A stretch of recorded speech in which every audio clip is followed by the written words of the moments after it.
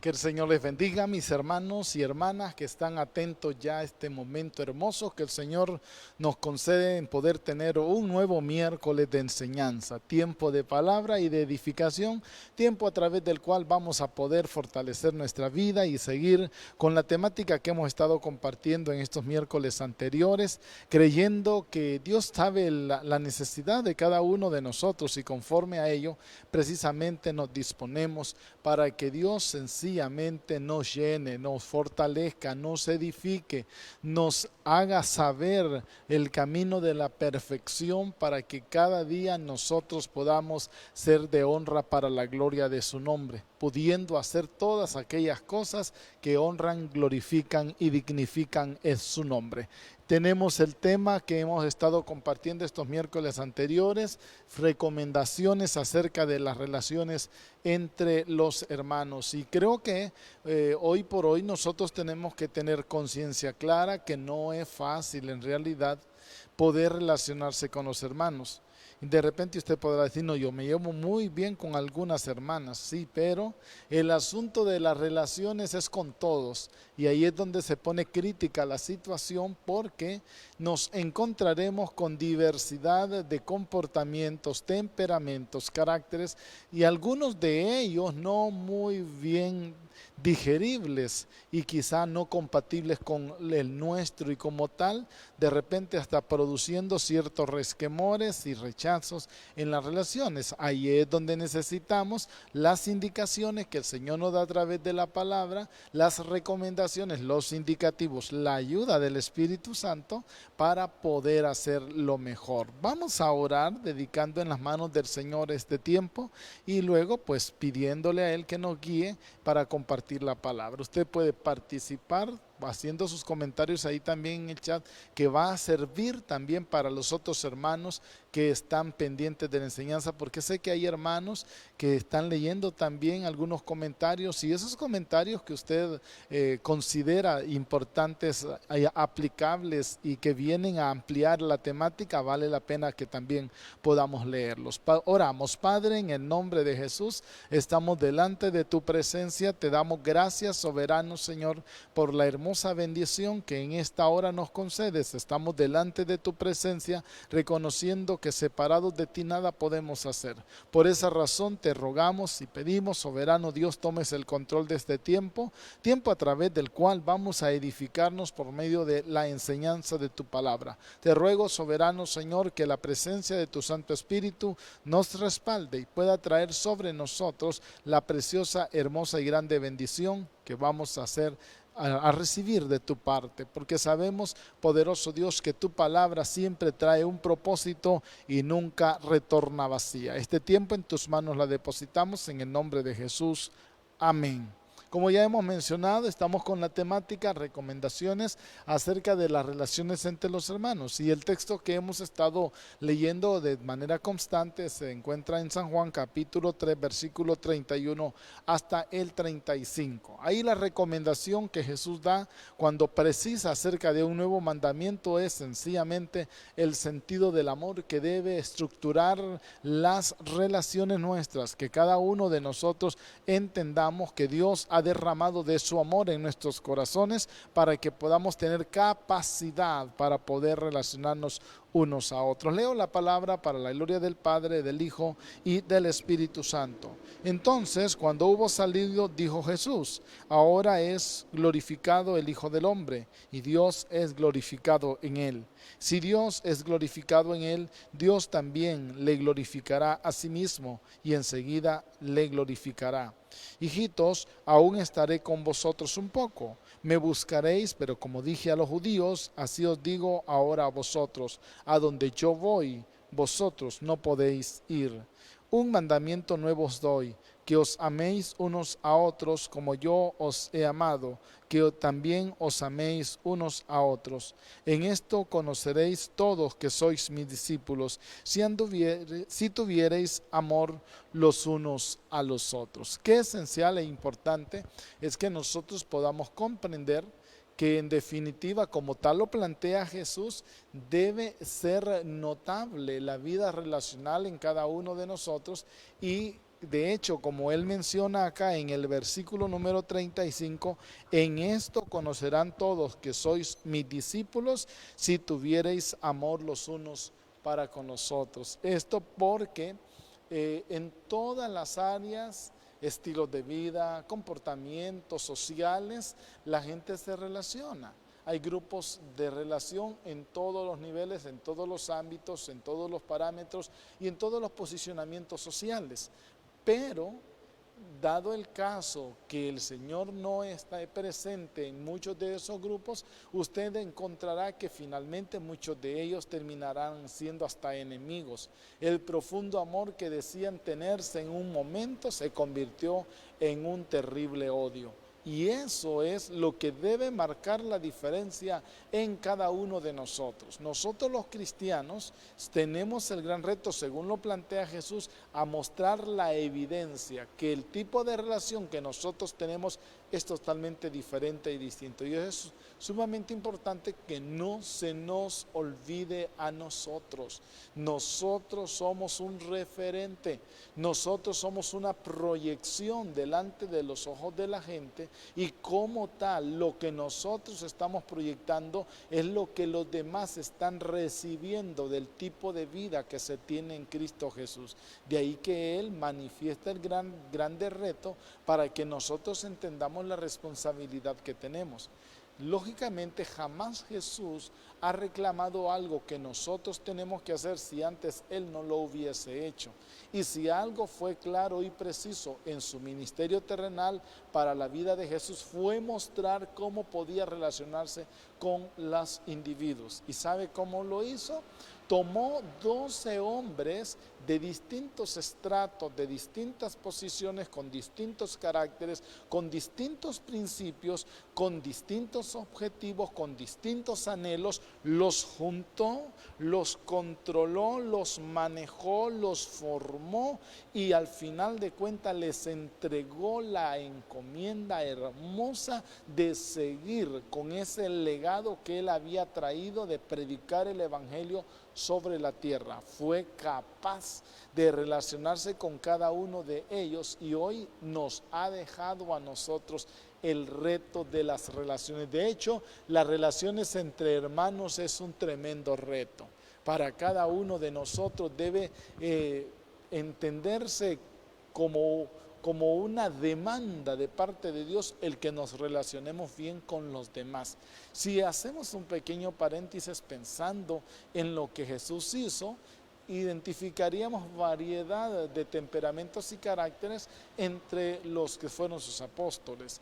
Pedro, Juan, Jacobo, que era el triunvirato que él andaba cerca, y considero de alguna manera que necesitaba tenerlos cerca por la preparación, por la capacitación que a ellos se les iba a determinar sobre los demás, porque cuando el Espíritu Santo se derrama en el día de Pentecostés, en el capítulo 2 de Hechos, inmediatamente nos damos cuenta que Pedro, Jacobo y Juan se convierten en las columnas de la iglesia, sobresalientes sobre la acción de influencia que tenían los demás apóstoles, los 8 o 9 diríamos, porque ya se había elegido a Matías en sucesión de Judas, pero ellos sobresalieron y los anduvo cerca. Pero también de manera muy personal considero que él sabía la capacidad que estaba acumulada en la vida de estos hombres, y por eso era mejor tenerlos más cerca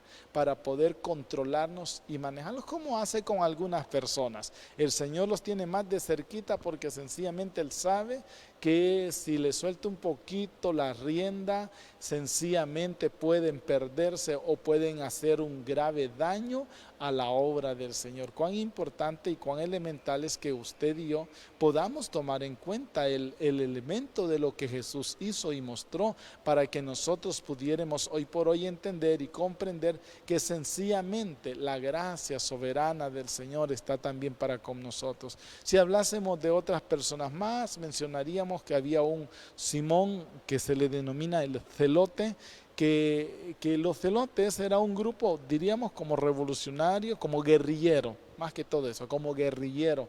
En el tiempo de Jesús, que era un grupo que impulsaba, y no es que los demás no quisieran ser libres del imperio romano, pero los celotes era un grupo que tenía mayor organización en cuanto al anhelo y al deseo de hacer revuelta, de llevar escaramuzas, para mostrar su no aceptación ante el imperio. Y ellos estaban agrupados y eran identificables como enemigos del César. Dentro de ellos Jesús tomó uno y lo llamó Simón el Celote, fue su apóstol, y ahí lo tuvo. Judas, que era un ladrón, lo tuvo ahí 3 años y medio, lo tuvo ahí. Y Juan, el apóstol, en su evangelio dice que Jesús sabía que Judas se robaba el dinero, que Judas agarraba sus poquitos por ahí, pero lo mantuvo. A todos el Señor nos da un espacio para que podamos ver su bondad y su misericordia. Siempre nos da el espacio del entendimiento para que nosotros digamos, bueno, me dio el favor de la duda, ¿verdad? Y voy a tratar de cambiar, pero Judas lastimosamente no lo hizo. Y podríamos seguir mencionando a un Tomás, el incrédulo, ¿verdad? Que hasta no ver, no creer, y distintos otros que tenían buen corazón, pero que necesitaban ser formados. Pero a todos Jesús los manejó. Estableció hermosos vínculos con ellos, dio a conocer que era posible tener buenas relaciones, no importando a las demás personas, porque la excusa nuestra es, ay, es que relacionarse con fulano es querer abrazar una tuna. ¿Sabe qué es una tuna, verdad? Un nopal lleno de espinas. Así hay algunas, los consideramos así, que están llenos de espinas, un erizo, y si lo queremos abrazar nos va a espinar, pero a veces hay que abrazarlos aunque nos espinen, porque el objetivo es ir superando barreras para poder establecer parámetros claros de buenas relaciones y podamos de esa manera, como bien dice Jesús acá, proyectar. En esto conocerán todos que sois mis discípulos. La gente se va a dar cuenta. No se va a dar cuenta que ustedes son buen cristiano porque anda tremenda Biblia.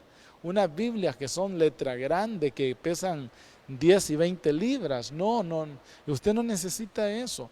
Es la forma de vida y la manera en cómo se relaciona lo que impactará a aquellos que están alrededor. Aún más como congregaciones, nosotros tenemos que estar velando en nuestras congregaciones el hecho del tipo de relaciones que estamos, porque eso será una proyección visible ante la gente que está alrededor, ante los vecinos y ante aquellos que quisieran ir a congregarse con nosotros en el sitio donde nos congregamos. Definitivamente este es un tremendo reto para nosotros, las relaciones entre los hermanos, el poder dar una proyección precisa de lo que Dios quiere. Hay algunos elementos esenciales y lo hemos manejado como recomendaciones para que nosotros podamos relacionarnos bien. Nos recomienda el apóstol Pablo honrarnos los unos a los otros, o sea, apreciar a los demás, darle el valor que merece la otra persona, considerando, como bien dice a los romanos, a los demás como superiores a nosotros mismos, y que nosotros no tengamos más alto concepto de sí que el que debemos de tener, sino que pensemos de nosotros con cordura. Ese es el consejo que da el apóstol Pablo, y este principio nos va a llevar a darle el lugar a los hermanos, honrar a los hermanos, darle el lugar que merecen, no considerar lo esencial e importante que somos nosotros, sino lo que son los demás. Qué hermoso es.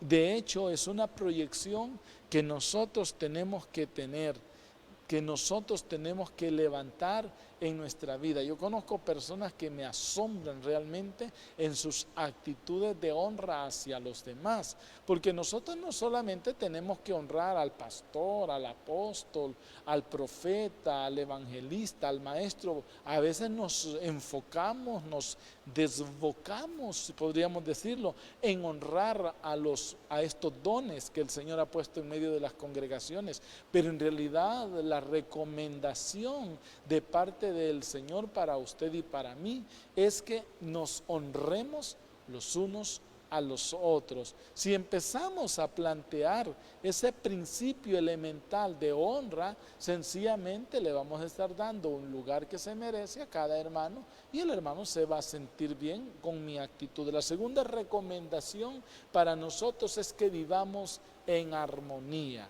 Ya hemos explicado en varias ocasiones, no voy a decir hasta la saciedad porque no podríamos decir que estamos extremadamente llenos de saberlo, pero sí lo recordamos, ¿verdad? Vivir en armonía es como el modelo de la orquesta que está completa y formada por diversidad de instrumentos y cada uno de ellos da un sonido y ninguno de ellos se molesta con el otro por el sonido que aquel está dando, porque cada uno da su propio sonido y cada uno va en su propia nota y cada uno es ejecutado por una persona diferente.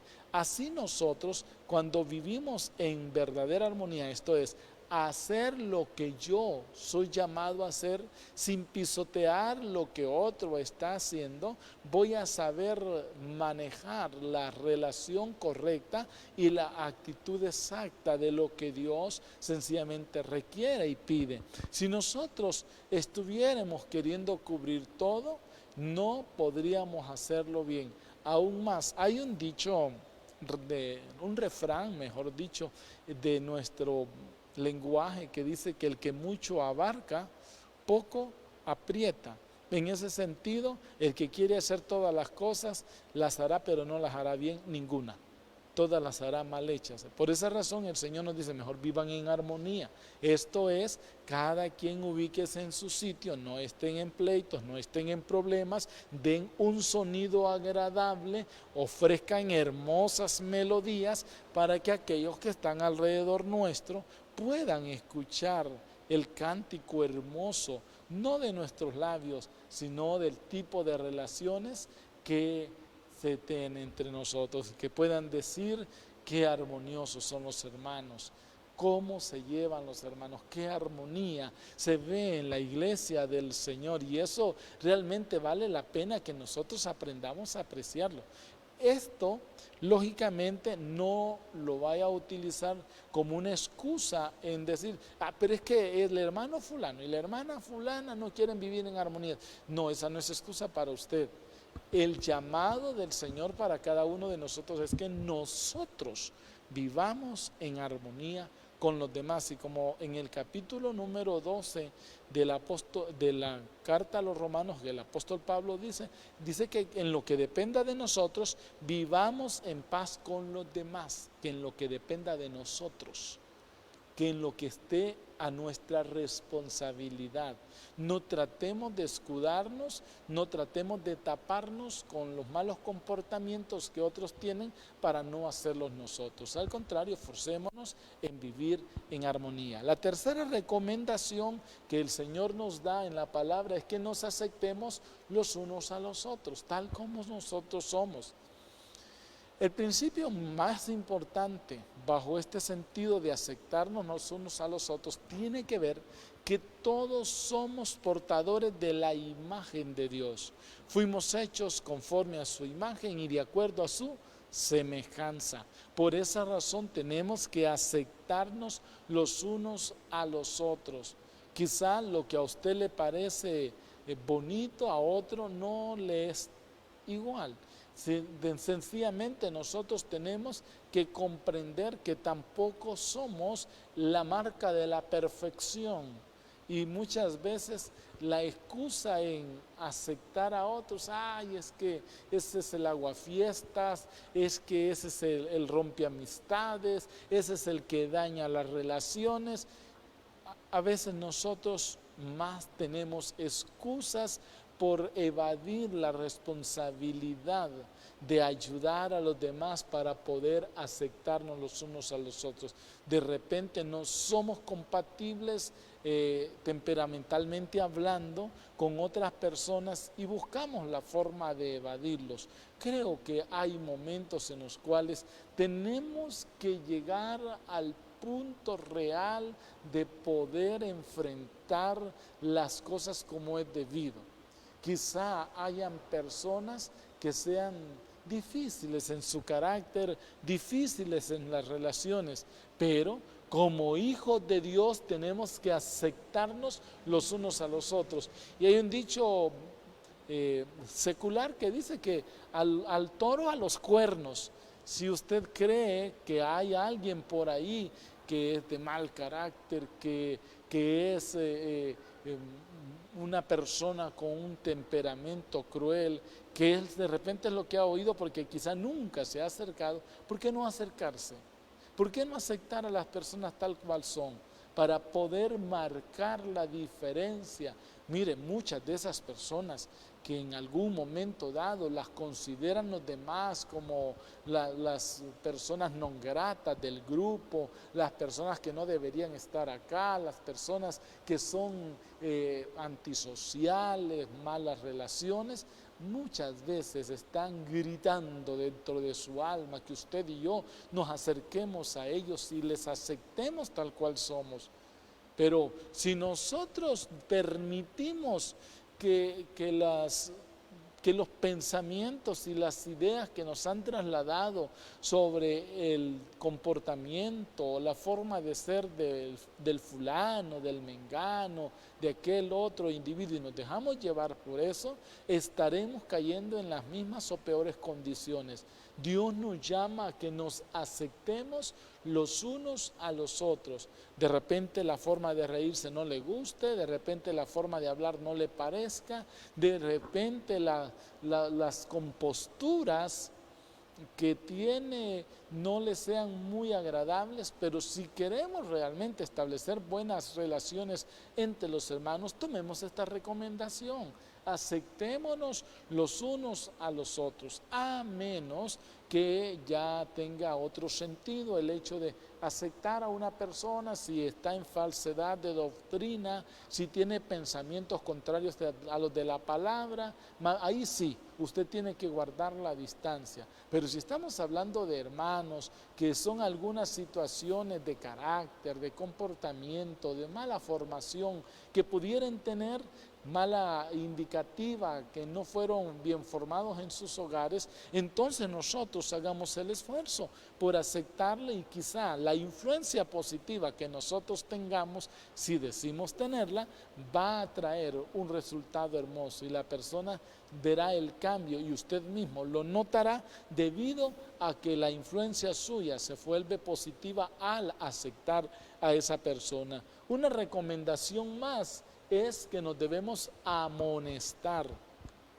Ya hemos hablado claramente, el principio de amonestar en este caso es el de que nosotros nos demos palabras de aliento, de ánimo, que le digamos al que está acomodado, hermano, adelante, levántese, anímese, muévase, no se quede atrás, no sea de los que están conformistas, no permita que el enemigo gane ventaja, no sea de los que retroceden, sino de los que tienen fe para preservación del alma. Esa actitud debe constituir el carácter de cada uno de aquellos que hemos conocido al Señor, porque un principio elemental que nos debe distinguir a nosotros que hemos conocido al Señor es que somos restauradores. Y aquí es donde entra en juego el hecho de la amonestación. Sin duda pueden encontrarse personas con malas actitudes, con negligencia, con displicencia, con actitudes hasta de pereza, falta de entrega y dedicación en el entorno de la vida espiritual, pero ahí es donde entonces debe aparecer la palabra de aliento, la palabra de ánimo de cada uno de nosotros en decirle, vamos hermano, adelante, muévase, motívese, sea un hombre o una mujer que dignifique el nombre del Señor con sus actitudes y con sus comportamientos. Debemos, por tanto, dar lo mejor de cada uno de nosotros para que efectivamente la presencia del Señor se mueva. Y en este caso, el amonestarnos los unos a los otros, como bien dicen algunos escritos que tenemos por ahí, debe ser hecho en amor. y la idea de la amonestación es traer una advertencia. Cuando se amonesta a una persona es advertirle que tal o cual conducta no es agradable delante de la presencia del Señor y por tanto debe cambiar. Y ahí es donde vamos a estar nosotros con la palabra de aliento para poder incentivar, para poder motivar y para poder animar a aquella persona que está ahí siempre necesitada de un empujoncito que usted y yo le vamos a dar, pero no para echarle al barranco, sino un empujoncito para que avance en la senda de la fe y la santidad. Una quinta recomendación que tenemos es que tenemos que ser compasivos los unos a los otros. La palabra compasivos habla de la aplicación de la compasión. Ser compasivos es el tener carácter, el carácter de la compasión en cada uno de nosotros. Aplica esta palabra a la práctica de la compasión. Ahora bien, cuando nosotros decimos de ser compasivos, estamos hablando en el fundamento del carácter de Dios, de su misericordia, de su bondad, de su paciencia, de su gracia, de su perdón y de su amor. Lógicamente, la compasión no es lo mismo que tener lástima. Muchas veces usted puede tener lástima, pero no llega al nivel de la compasión, porque la lástima solamente es el hecho de sentir pesar por una condición en la cual una persona se puede encontrar, pero la compasión lo lleva a la acción precisa, práctica y efectiva, donde va, comparte, se da, se entrega, se niega a sí mismo, está dispuesto aún a padecer por amor a esa persona. Eso es compasión. Precisamente el Señor ha sido compasivo con cada uno de nosotros. Cuando alguien está en angustia, cuando alguien está en tristeza, nosotros, si somos compasivos, nos vamos a apiadar de esa persona y vamos a decirle: aquí estoy, este es su hombro de apoyo, este es su lugar para que se refugie. Es tomar la carga de otro, es sentir la necesidad como propia, porque usted puede sentir lástima y solo, ay, me da lástima fulano, pero lo deja en la misma condición. La compasión va más allá, no solo es tener lástima, la compasión es actuar, es buscar la manera de ayudar al hermano a salir de un estado, de una condición, y ahí es donde cada uno de nosotros tenemos que pensar en la necesidad de vivir para la gloria, la honra y la alabanza del Señor, que cada uno de nosotros debemos estimular nuestra vida para hacer la voluntad del Señor. Y esto habla de la preocupación desde nuestro corazón, no del diente al labio, sino desde nuestro corazón, de saber en qué condición se encuentran las demás personas, y hacemos todo lo que está a nuestro alcance para poder tener de ellos misericordia, mostrando precisamente el verdadero sentido de lo que nosotros nos debe identificar, el impulso del carácter de Dios dentro de nuestras vidas. Una sexta recomendación para que nosotros podamos tener buenas relaciones es que nosotros debemos de consolarnos los unos a los otros. La palabra consolación está muy relacionada con la compasión. Lo único que en este caso es un efecto de dame y te doy. El consolarnos es darnos consolación los unos a los otros. Si en el caso de tener compasión solo va de un término de aquí hacia allá, en el caso de consolar es un efecto retroactivo, donde cada uno de nosotros damos, pero también vamos a recibir. Recuerden muy claramente cuando el apóstol Pablo hace la referencia hacia la consolación en la primera carta a los Corintios. Dice que nosotros consolamos porque nosotros ya fuimos consolados.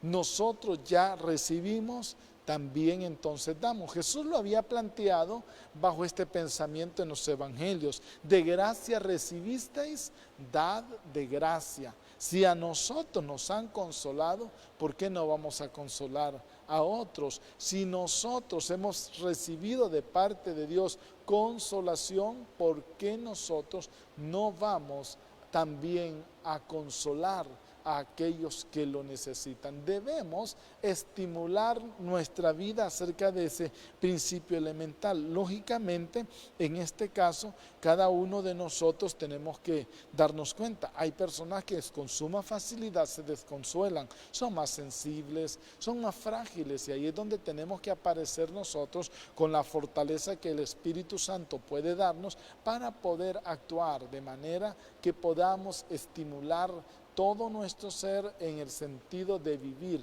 para la gloria y la honra del Señor, mostrando sencillamente el carácter de Dios dentro de cada uno de nosotros. La palabra, mencionamos, la palabra consolar del latín significa alguien que está llamado al lado de otro para ayudarle.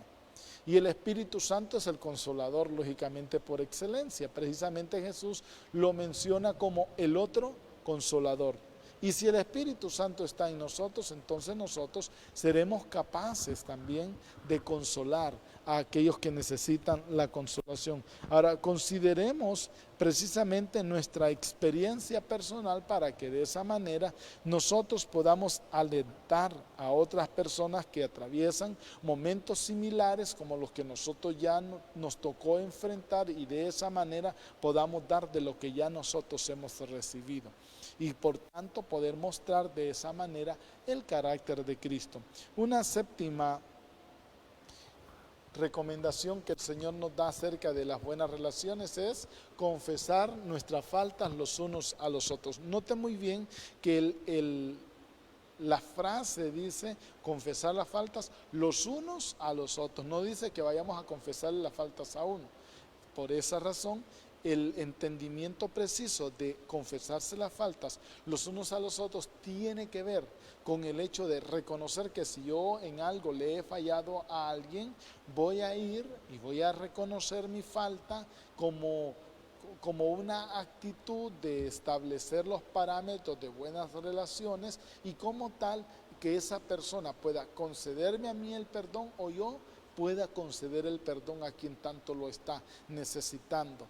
Si nosotros hacemos lo mejor de nuestras vidas y damos lo mejor en nuestro ser para poder establecer buenas relaciones, el hecho de confesarnos las faltas los unos a los otros nos llevará a quitarnos tremendos pesos, nos llevará a quitarnos grandes cargas que muchas veces tenemos sobre nuestras vidas y que nos impide tener buenas relaciones con los hermanos. ¿Sabe que muchas veces tenemos situaciones dentro de nuestras vidas que si aprendiéramos a hablarlas con los hermanos, confesándonos esa falta los unos a los otros, nos daríamos cuenta que no ha sido tan grave el efecto como muchas veces nosotros estamos pensando?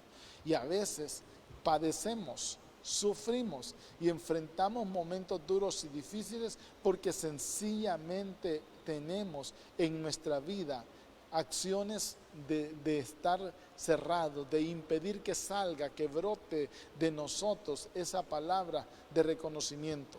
Si alguien nos muestra a nosotros verdadero sentido de libertad, es Zaqueo, cuando parado en medio de la multitud y dentro de su casa le dice a Jesús: si en algo he defraudado a alguno, yo se lo voy a devolver cuadruplicado. Y aquí la mitad de mis bienes yo doy a los pobres. Esa acción, esa actitud y ese comportamiento lo que muestra es precisamente una manifestación de plena libertad de alguien que ahora había reconocido sus males, que había reconocido sus fallas y que quería tener buenas relaciones con los hermanos, y por eso públicamente él confiesa que su falta delante de todos los que ahí están, porque ahora Zaqueo quiere un cambio, ahora Zaqueo quiere una vida diferente, una vida social, pero relacionándose con hombres y mujeres que honran y dignifican el nombre del Señor. Por esa razón, nosotros tenemos que estar dispuestos a confesarnos las faltas los unos a los otros. Y un pensamiento que creo que es muy importante bajo este parámetro es el hecho de que muchas veces por el tener un corazón endurecido y no querer confesar las faltas y lo guardamos dentro de nuestro interior, eso trae ataduras a nuestras vidas y hace que no disfrutemos de la verdadera libertad en Cristo. Aún más, no solo eso, muchos están hasta enfermos por no querer soltar la vida en todo sentido. Si usted y yo tenemos que en nuestro ser saber que nos hemos guardado cositas, mire, vayamos. La confesión en este caso radica en que una ofensa cometida puede llevar a un estado decadente de quien ha sido el infractor, llevándole hasta la misma enfermedad. Eso es sumamente importante y esencial para que cada uno de nosotros no permitamos que el enemigo gane ventaja. Y cuando dice el apóstol Santiago que oremos los unos a los otros, lógicamente está hablando de una oración no centrada en nosotros mismos, sino centrada en la necesidad de los demás. Una oración intercesora que va respaldando el hecho de el poder darnos a conocer nosotros confesando nuestras faltas. Y una octava recomendación que tenemos, que estas son de las recomendaciones positivas que el apóstol Pablo menciona que nosotros tenemos que tener, y esta es la última recomendación positiva que voy a mencionar en este parámetro de recomendaciones para tener buenas relaciones, porque hay otras, pero son recomendaciones de no hacer. Estoy con la última de hacer. Dice que nosotros debemos brindarnos hospedaje los unos a los otros. Quizá para aquellos que son hospedadores por naturaleza este elemento no sea tan problemático, pero quizá la mayoría no tenemos esa actitud receptiva de poder abrigar a las personas que llegan a nuestra casa y poder de esa manera darle un lugar, un espacio para que puedan pasar la noche o para que puedan disfrutar un momento hermoso. Hemos mencionado que para la iglesia primitiva este elemento era fundamental debido a que para aquel tiempo no era muy común poder encontrar con facilidad un hotel, un hospedaje en los sitios donde se pudiera llegar. Por otro lado, la persecución marcaba precisamente un estado de necesidad, porque los hermanos salían corriendo por miedo a la misma muerte de un lugar e iban hacia otro, pero no llevaban nada. Ustedes no se ponían la casa en la cabeza y se la llevaban, ¿no? Sencillamente se iban quizá con sus pocos enseres y al llegar a otro sitio necesitaban que los hermanos de ese otro lugar pudieran llevarles o darles un abrigo mientras pudieran establecerse en ese sitio. Y por eso es que el apóstol Pablo abrogaba, motivaba, animaba, abogaba para que la gente pudiera entender acerca de lo esencial e importante de poder ser buenos hospedadores.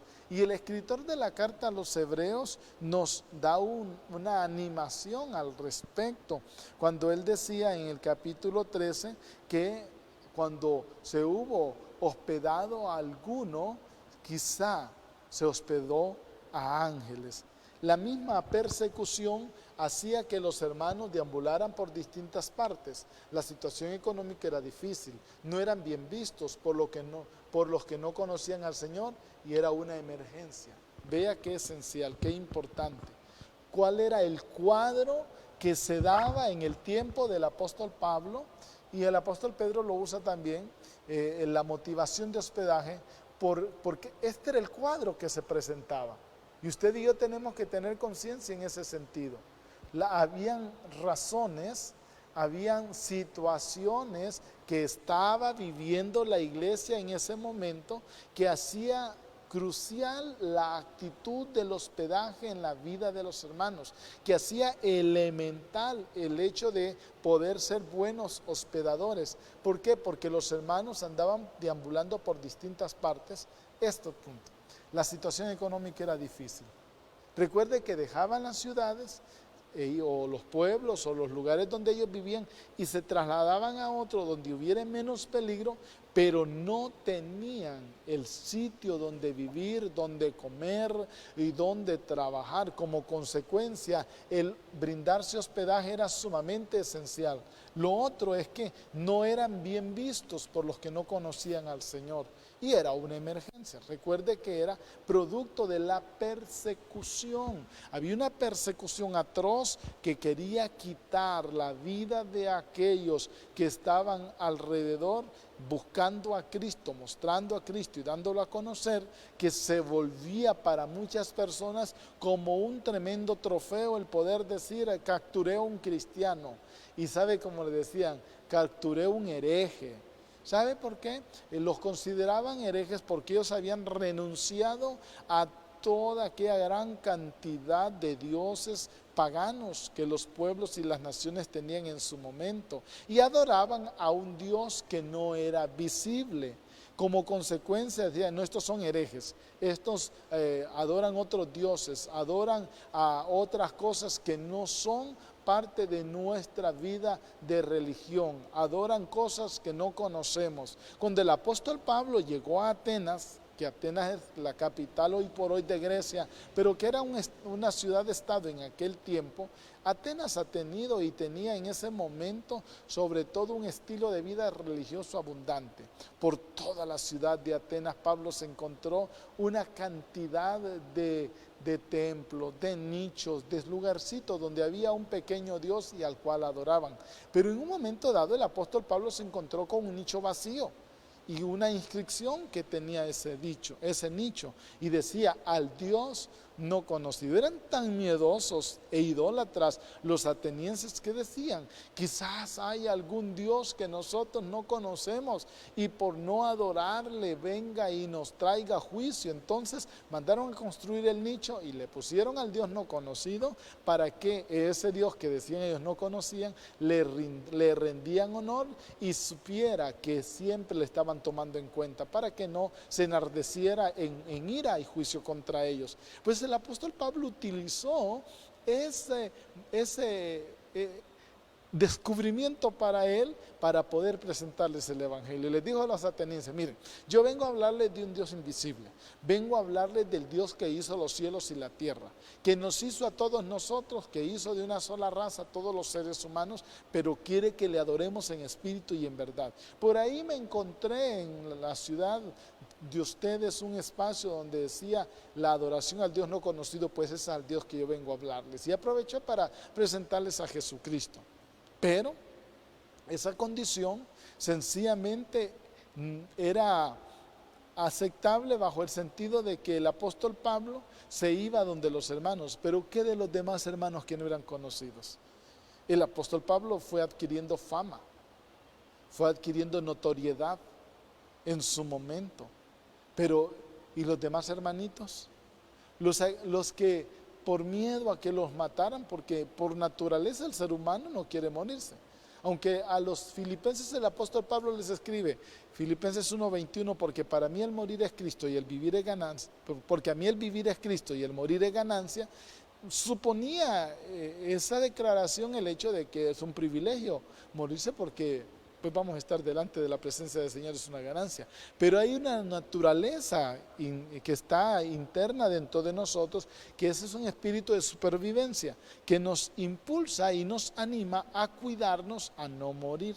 Como consecuencia era natural que los hermanos intentaran evitar que les dieran la muerte, y por esa razón huían e iban a otro sitio. Por eso es que el apóstol Pablo y el apóstol Pedro se dan a la tarea de motivar a los hermanos, porque los hermanos dependían de la hospitalidad y el buen corazón de los demás hermanos, y tan pronto llegaban a un lugar buscaban a algún cristiano para hospedarse.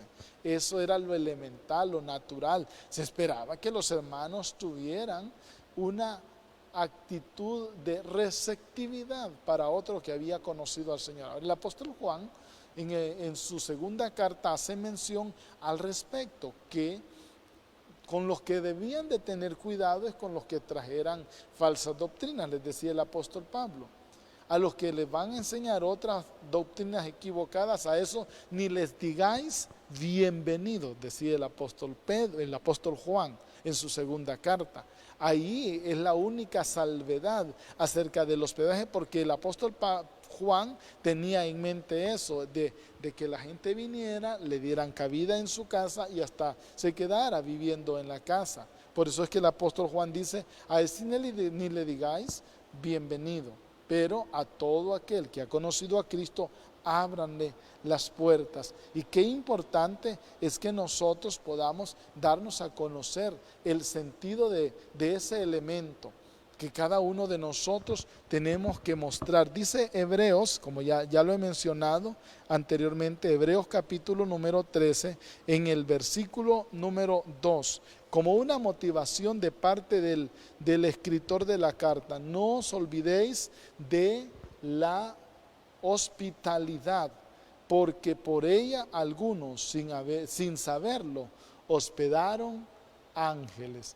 Qué bueno es que cada uno de nosotros podamos considerar este principio elemental, que sin saberlo, dice, sin saberlo, nosotros hayamos hospedado ángeles. Qué bueno es que cada uno de nosotros tenemos que tener una profunda motivación, una certeza, una seguridad de que cuando somos sensibles a la voz de Dios y atendemos al proyecto de Dios, Dios nos va a traer tremendas bendiciones. Ahora, el principio de que de Hebreos 13:2, que por haber hospedado, algunos hospedaron ángeles, tiene que ver con el hecho de que el tener a un ángel en una casa implicaba que venía la bendición del cielo. Y ahí es el efecto que plantea el escritor de la carta a los hebreos, que cada uno de nosotros tenemos que comprender qué importante es poder valorar ese sentido.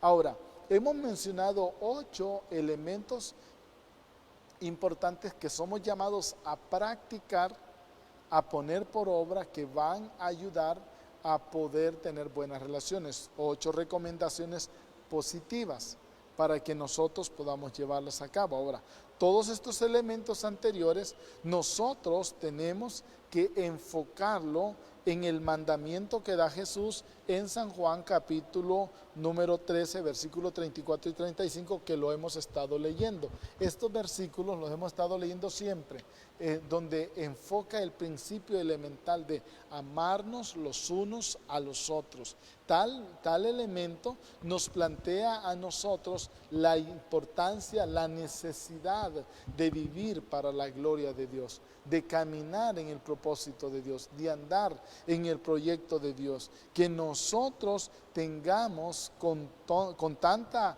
facilidad el poder relacionarnos con los demás hermanos depende si tenemos el amor dentro de nuestras vidas, el poder amarnos los unos a los otros. Y lógicamente vamos a imitar el estilo de vida que la iglesia primitiva practicó, dice la palabra en Hechos, en el capítulo número 2, en los versículos 41 hasta el 47, dice la palabra de la siguiente manera: así que los que recibieron su palabra fueron bautizados, y se añadieron aquel día como 3,000 personas, y perseveraban en la doctrina de los apóstoles, en la comunión unos con otros, en el partimiento del pan y en las oraciones.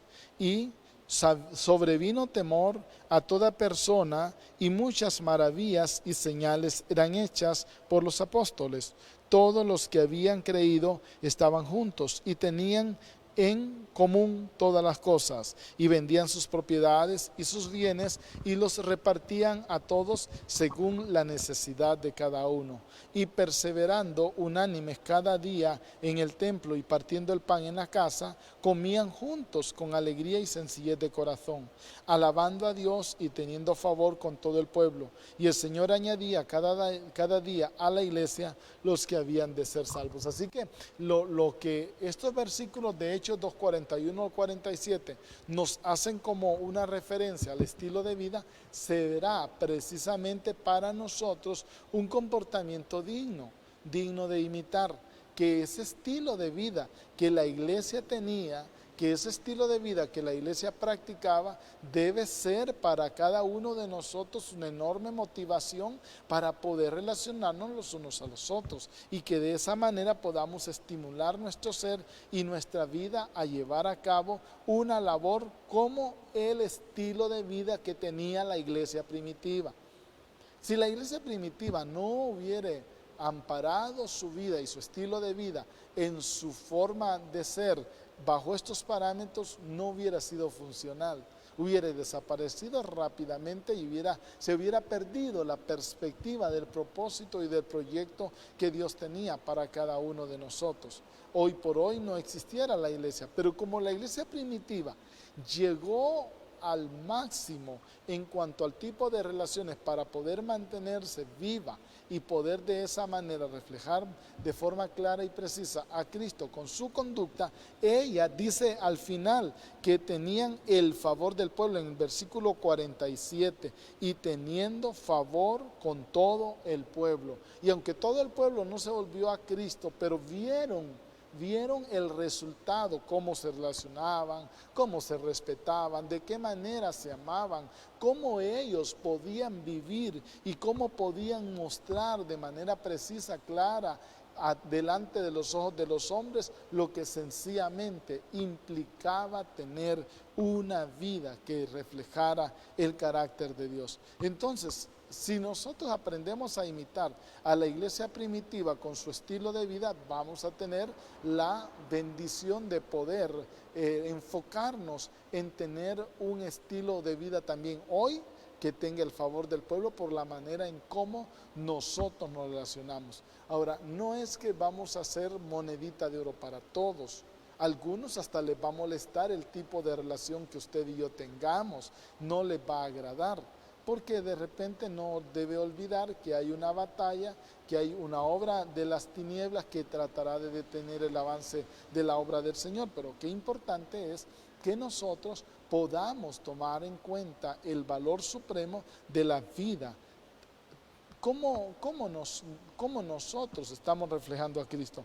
Ahora, es tan importante también el saber que el sentir de Cristo Jesús debe ser para nosotros el modelo. En Filipenses capítulo 2, en el versículo número 5, el apóstol Pablo decía: haya pues en vosotros este sentir que hubo también en Cristo Jesús, el cual, siendo en forma de Dios, no estimó el ser igual a Dios como cosa que aferrarse, sino que se despojó a sí mismo. O sea, Jesús se despojó, Jesús se vació, Jesús dejó su divinidad. Y ese es el sentir que nosotros tenemos que tener, el sentir de negarnos a nosotros mismos, el sentir de renunciar a nuestras prebendas, el sentir de renunciar a nuestros posicionamientos, para que de esa manera podamos realmente subir al principio de victoria y poder de esa manera tomar en cuenta que vale la pena poder reflejar el carácter de Cristo. También es importante que nosotros pongamos a disposición del cuerpo lo que el Señor nos ha dado a cada uno de nosotros.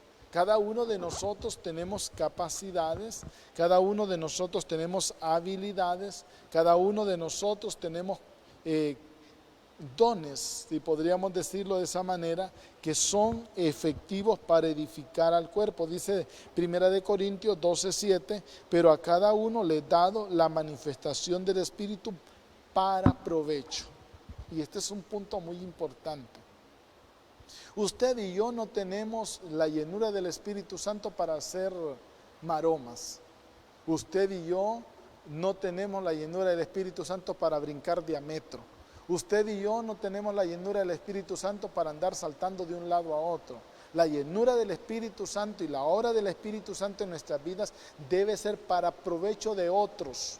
Si el Espíritu de Dios vino a mi vida y me dio una capacidad, yo tengo que ponerla a disposición del cuerpo para que el cuerpo de Cristo realmente sea edificado y pueda de esa manera recibir lo que el Señor ha puesto en mi vida. En el mismo capítulo de 1 de Corintios 12, pero en el versículo número 25 dice, para que no haya desaveniencia en el cuerpo, sino que los miembros todos se preocupen los unos por los otros. Y en el versículo 31 de ese mismo capítulo dice, procurad pues los dones mejores, mas yo os muestro un camino aún más excelente, que es el camino del amor.